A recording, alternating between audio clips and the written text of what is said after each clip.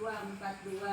Di sini saya akan memberikan penyuluhan tentang pemeriksaan fertilitas dari mata kuliah asuhan kebidanan pada pranikah dan konsepsi dengan dosen pengampu Ibu Bidan Andi Fatima Jamil, SIP, SKM, MPS.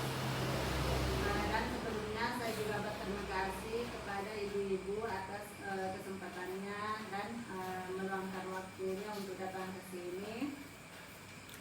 Baiklah, seperti yang saya jelaskan tadi bahwa di sini saya akan memberikan penyuluhan tentang pemeriksaan tambahan fertilitas. Pertama-tama saya akan menjelaskan terlebih dahulu apa itu fertilitas. Fertilitas adalah kemampuan alami untuk menghasilkan keturunan atau keturunan sehingga dapat reproduksi yang nyata atau kemampuan potensial untuk hamil. Karena tidak semua pasangan akan mengalami fertilitas. Sebagian besar juga pasangan mengalami infertilitas. Infertilitas itu adalah kondisi ketika pasangan tidak dapat memiliki anak setelah 1 tahun atau lebih melakukan hubungan seksual secara teratur tanpa alat kontrasepsi. Faktor-faktor yang mempengaruhi fertilitas yaitu dipengaruhi beberapa faktor. Yang pertama ada faktor usia, seperti yaitu usia perempuan sangat berpengaruh karena kualitas dan jumlah sel telur menurun setelah usia 30 tahun. Dan pada laki-laki usia juga mempengaruhi kualitas sperma meskipun tidak se-100% perempuan. Yang ketiga ada faktor reproduksi perempuan seperti kelainan struktur rahim, yaitu mioma, polip, bentuk rahim tidak normal, dan gangguan tuberkulosis, sumbatan tuba akibat infeksi, dan kualitas dari cadangan ovarium yang rendah. Yang keempat ada faktor reproduksi laki-laki, seperti kualitas sperma jumlahnya rendah, mobilitas buruk, bentuk sperma abnormal, dan gangguan hormonal pada laki-laki.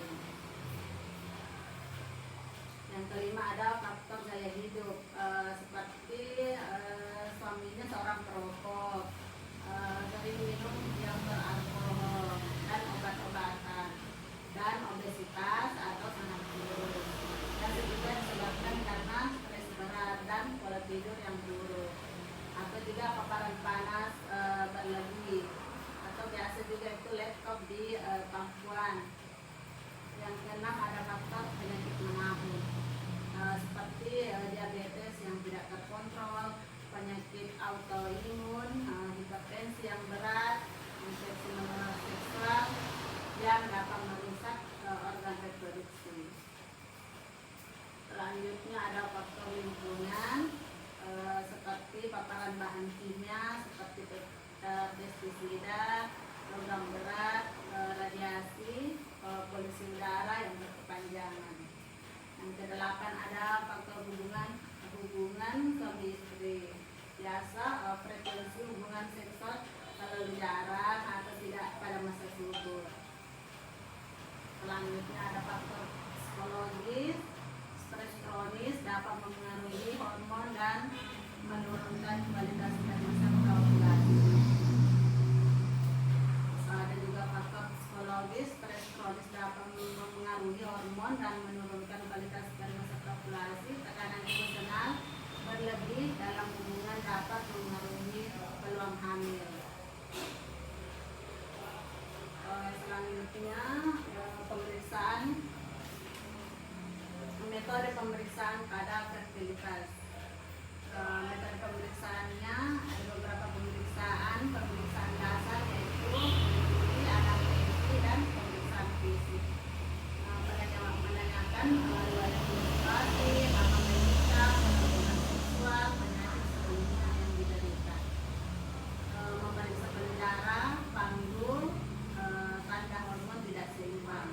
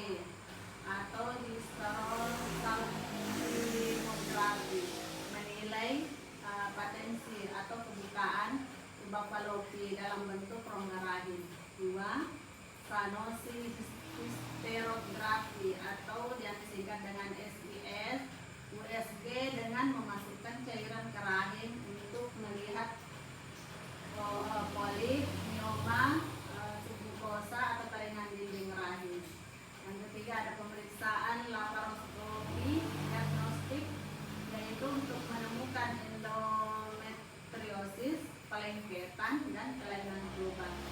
Bisa sekaligus terapi.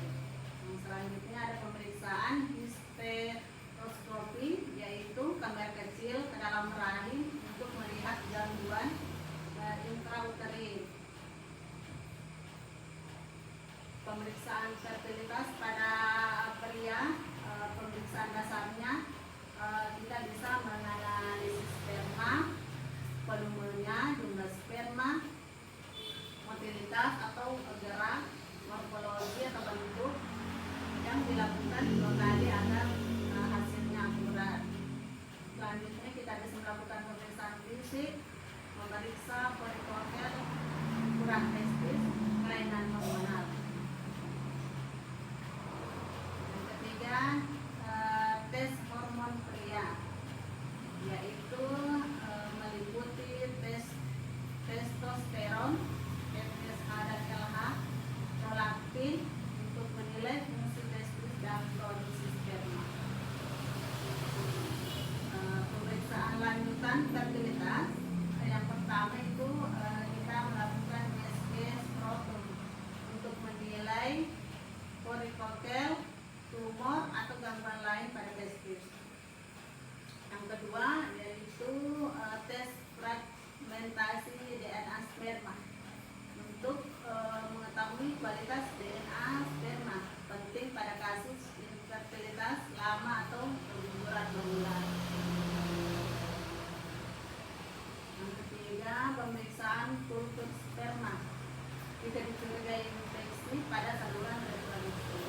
Yang keempat adalah tes genetik, misalnya karyotipe, microdeletion Y, kromosom bila sperma sangat sedikit. Ya, demikianlah penjelasan saya. Jika ibu-ibu ingin bertanya, silakan untuk bertanya. Gimana? Tidak ada.